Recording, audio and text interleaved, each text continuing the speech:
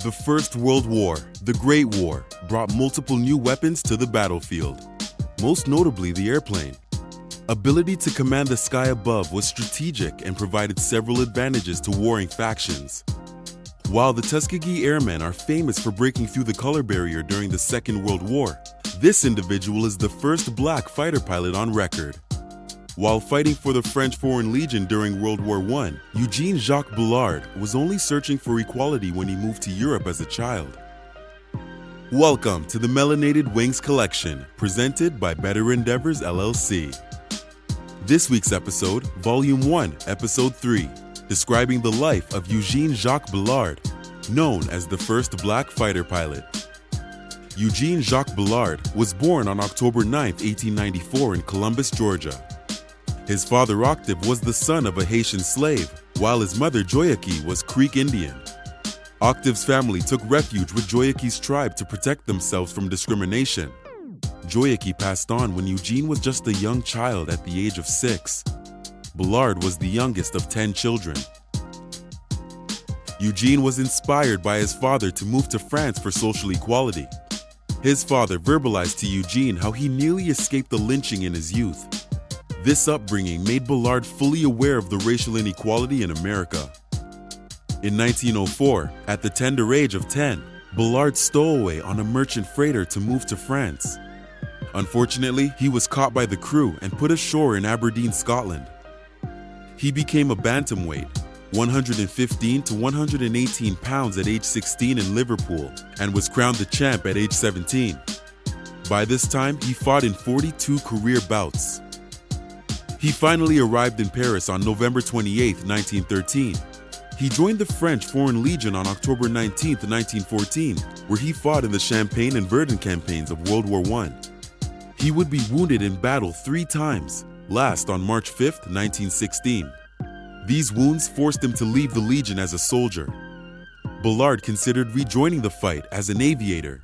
He was informed about the Lafayette Flying Corps, which welcomed Americans and paid more, 50 francs, $30 a month, versus 0.3 francs, 18 cents a month, and joined on November 15, 1916. Eugene received pilot certificate number 6259 on July 20, 1917, after managing to pull a serpentine maneuver and spiral at 2,000 feet with the engine shut off. Shortly after America joined the war, Bullard purchased a rhesus monkey and named him Jimmy.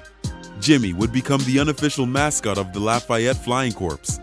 When the Corps started flying missions in early September 1917, the running joke was to protect Bullard and not make Jimmy an orphan. This joke was partially due to Eugene's severe lack of combat flying experience compared to his comrades. In his first combat experience on September 8, 1917, Bullard reported to have fired 75 rounds and did not recall if he hit an enemy German fighter or bomber. Bullard didn't even know his plane was shot at all. Once back on the ground, the crew found 7 bullets in the tail of his plane. This skirmish resulted in the loss of 2 comrades. Bullard was moved to a new squadron on September 13 that year and began to see combat nearly daily over the city of Verdun. There was reported to be over 20 recorded combat missions from September to November 1917. On November 7th, Eugene was shot down with nearly 100 bullet holes in his plane. Despite the circumstances, Bullard was able to crash land and survive with only minor injuries. There are rumors that Bullard shot down an entire German squadron solo. There is no record to neither confirm nor deny this rumor. Eugene's military experience during the war abruptly ended after getting into an altercation with a French officer. He was not court-martialed due to his superb combat record, but was dismissed and demoted on November 11, 1917. However, his dear pet Jimmy would remain the squadron mascot until he passed away in 1918 during the influenza epidemic. Bullard fortunately received honorable discharge on October 23, 1919. Bullard stayed in France for the 1920s and 30s as a jazz drummer, while running multiple athletic gyms and nightclubs across Europe. He married Marcel Straumann in 1923 and had 2 daughters, Jacqueline and Lolita. Eugene enlisted in the machine gun company of the 51st Infantry Regiment for France during the outbreak of World War II.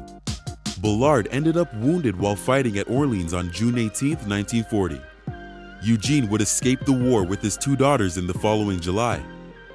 He relocated to Harlem, New York for the remainder of his life after receiving a financial settlement from the French government. He worked at the Staten Island shipyard for the rest of the war.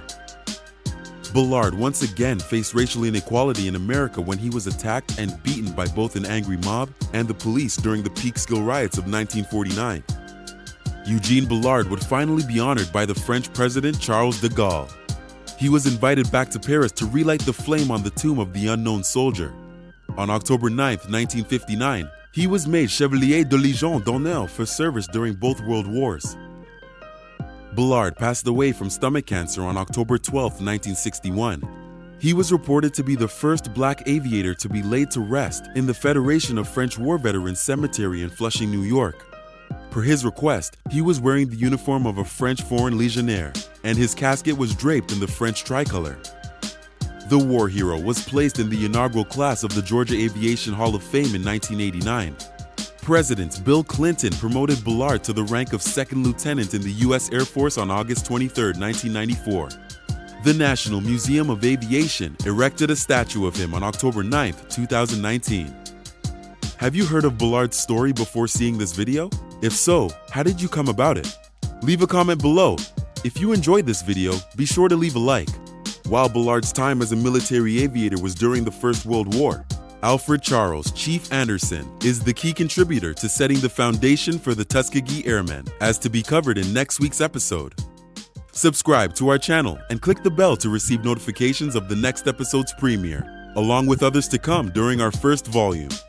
Feel free to visit our website listed in the description below to learn more about our Volume 1 Chronicles. As always, have an uplifting day and stay up.